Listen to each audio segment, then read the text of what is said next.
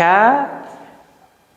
va L nuqtalar orasida umumiy qarshilik toping deyapti. Qanday topamiz birinchi? Birinchi oddiy hisoblashdan oldin nima qilamiz buni? Ekvivalent sxema chizish kerak, to'g'rimi? Hamma qarshiliklarni ishlashda ekvivalent sxema chizishni tavsiya qildik, to'g'rimi? Bunda ekvivalent sxema chizishdan oldin bitta joyiga e'tibor qilishlaringni tavsiya qilgan bo'lardim sizlarga. Qanday? Mana bunga qarasalaring, qaranglar. 3 ta ikkilik bir-biriga nima qilgan? Ketma-ketmi? Ketma-ket bo'lsa 6 bo'laman natijavisi. Keyin mana bu 6 bilan parallel ulanib 3 ga boryaptimi? 2 ta 6 ni paralleli necha bo'ladi? Ekvivalent sxema qiyinroq bo'lib ketadi. 3.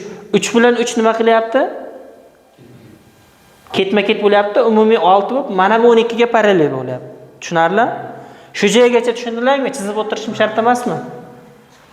Mana 5 dan chiqdi. Mana 8 dan o'tgandan keyin bitta 12 lik bor mana. Mana bu 12 lik.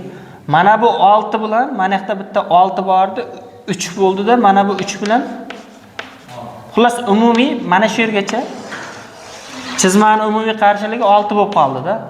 Tushunarlimi? Keyin mana bu 8 dan o'tishdan oldin 5 dan keyin mana bu 12 ham bor. Tushunarli shu joygacha bolalar? 12 bilan 6 ning umumiy qarshiligi necha bo'ladi? 4 bo'ladi, to'g'rimi? 4 ga mana bu 8 ni qo'shsak necha bo'ladi? 12 mana 5 dan o'tyapti.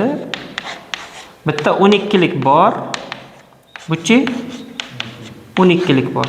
Mana bu 12 bilan 12 6 bo'ladi. Mana 5 ga qo'shilsa umumiy qarshilik necha ekan? 11 ekan. Tushunarlimi bolalar? Qiyin emasmikan qarshilik o'lchash?